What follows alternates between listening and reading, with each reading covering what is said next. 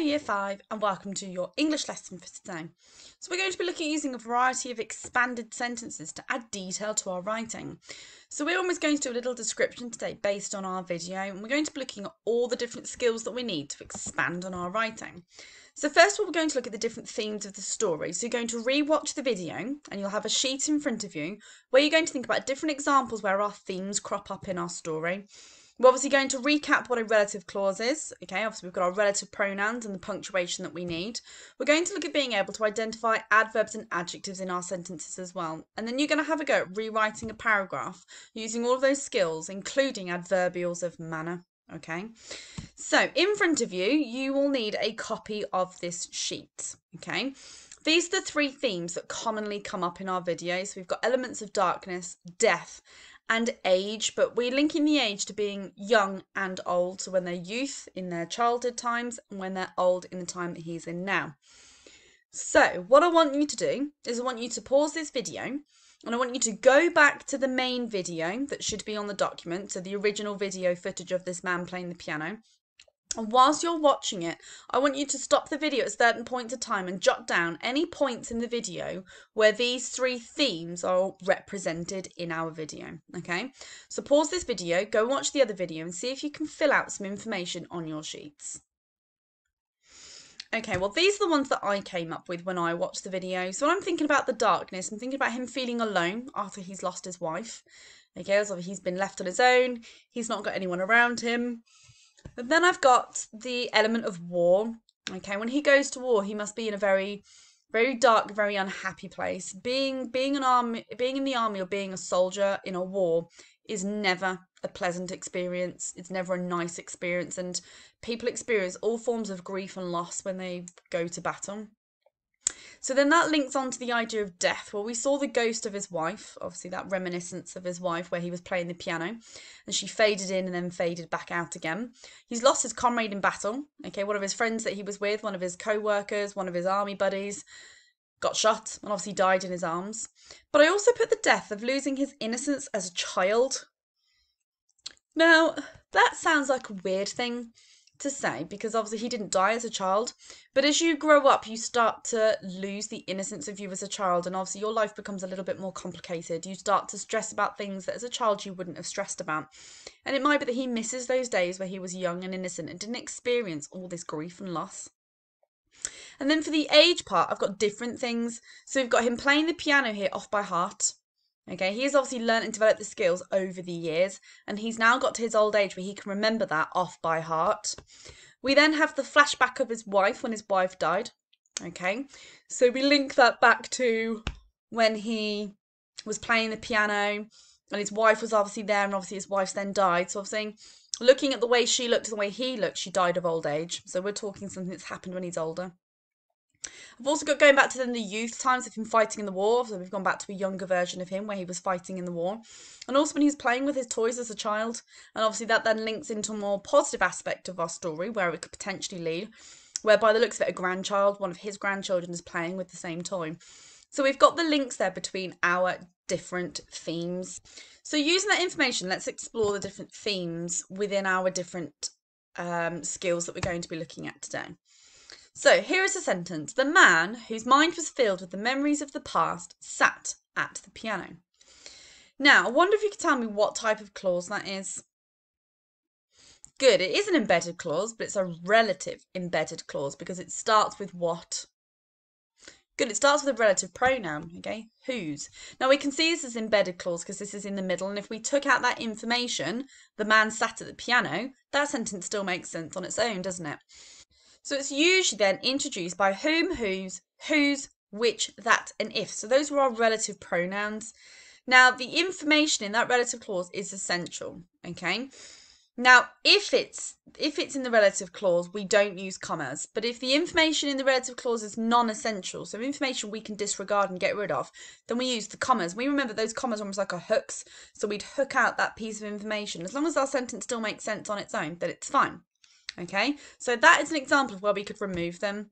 Now, we could have other examples here. So the man who loved classical music sat at the piano. The man whose passion for music had started at an early age sat at the piano. And the man who was still in pain since the loss of his wife sat at the piano. So those are all examples of where we can remove that additional information in the middle. So we've almost used it there as an embedded relative clause. Now here we have the man sat at the piano. He could no longer stand to play like he used to.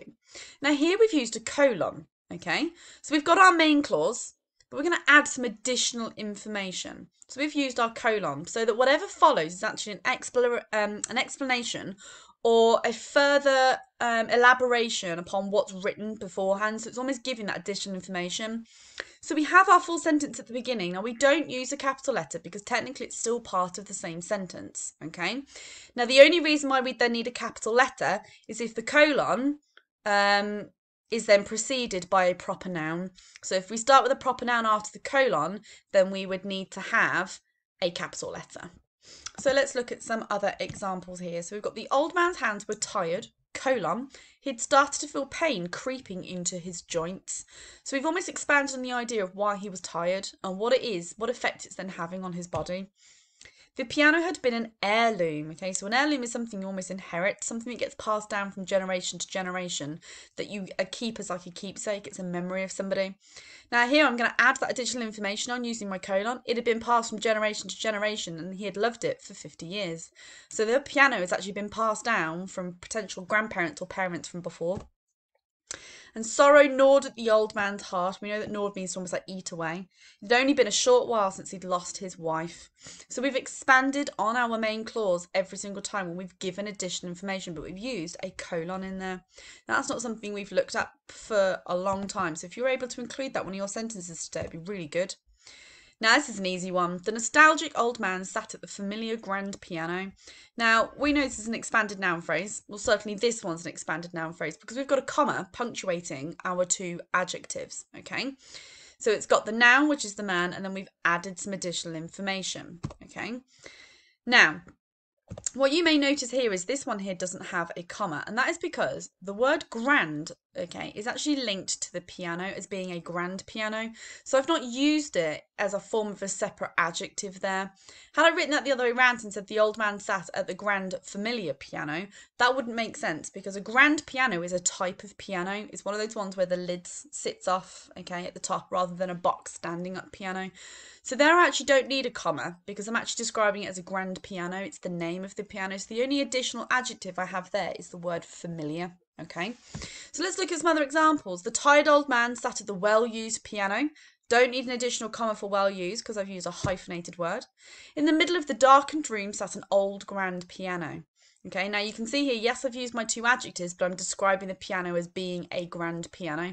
So old does not need the comma. The tarnished wooden piano with its yellowing keys was no less loved than the day he had received it. So there you can see I've got my expanded noun phrase and I've added my additional comma. Okay. Now this is an example of an adverbial phrase. This is an adverbial phrase, a phrase of manner. So it could be manner, could be place, or could be time. And I've sent a toolkit home for you to be able to use for your writing. So with the pain of a lifetime of memories, the man sat at the piano. So still sticking with that same main clause of the man sat at the piano, but I'm adding some additional words. Now an adverbial phrase is a group of words which act like an adverb. So it's almost giving you additional information of how that man sat at the piano, what is he doing, where is he doing it, what time is he doing it. So with great sadness, the man began to play. Now if I change it to an adverb, it would be the man began to play sadly, or sadly, the man began to play. But there I've expanded it as an adverbial phrase, so with great sadness.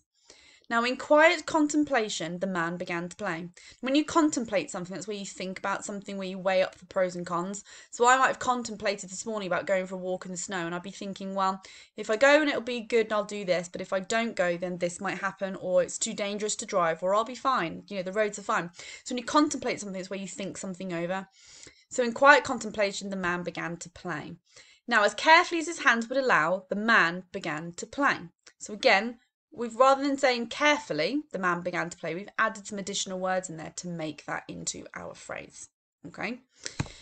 So let's have a go at expanding these. So I've had a go at expanding these ones myself. So the man sat at the piano. So I'm going to add in, let's go for some expanded noun phrases. Now I'm going to add in a relative clause here. So the man whose mind was filled with the memories of his past sat at the piano. So here you can see the man sat at the piano, colon. He could no longer stand up to play like he used to. Okay, so I've got my simple sentence. Now here, okay, I've then included my relative clause. Okay, and I know it's a relative clause because it's got my relative pronoun. Now, it's actually an embedded clause because it's right in the middle. And I've got my 2 commas here to show that punctuation. Now here, I used a colon.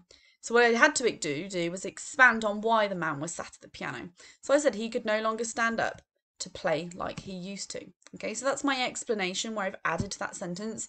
So that simple sentence there, I've changed. So I could then say, the man whose mind was filled with memories of the past sat at the piano, colon, he could no longer stand up to play like he used to. I can combine both those sentences that expands on just that one main clause. Okay. So here I've got some other ones. So I've got the man sat at the piano. So I've got the nostalgic old man sat at the familiar grand piano. So I've included my expanded noun phrase and I've also got my additional adjectives here. But remember, I don't need my comma there for that one. With the pain of a lifetime of memories, the nostalgic old man sat at the familiar grand piano. So here I've added my adverbial phrase of manner. I've also included my expanded noun phrase and I've added my additional information here. So I've now combined and compressed both those sentences into one. Okay. So your task, just because I didn't want to sit and go through different examples of those because we do a lot of the adverbial and adjective work ourselves, is you're going to change this piece of text, okay, and you're going to use the different methods of expansion that we've used during this lesson, okay, to expand on it. Now, don't be afraid to use methods together within the same sentence. So like I said with my very first example here, I could combine both those sentences together. So the man whose mind was filled with the memories of the past sat at the piano, colon, he could no longer stand up to play like he used to. I included all 3 skills right there in that sentence. I could even go back and add in the nostalgic old man whose mind was filled with memories of his past, sat at the piano, colon, he could no longer stand up to play like he used to. I've just combined 3 or 4 skills into one sentence, so don't be afraid to do that. So you've got this sentences here. The old man sat at the piano. Now we know how to expand on those because we've just done at least 6 or 7 examples of what you could do for that one. The piano had been a gift. It was made of mahogany. The piano was old. The man played the piano. Music filled the room. The man thought about his past. The thoughts made him happy. The thoughts made him sad. So I have actually pinpointed some of those sentences previously in some of our examples. Now I have sent home some toolkit worksheets for you to have a look at, which do give you some simple sentences that have been up-leveled for you to use. But I want you to think about your clauses that you use. Okay, don't forget your conjunctions, your fronted adverbials. You've got your different adverbial sheets that I've sent home to you.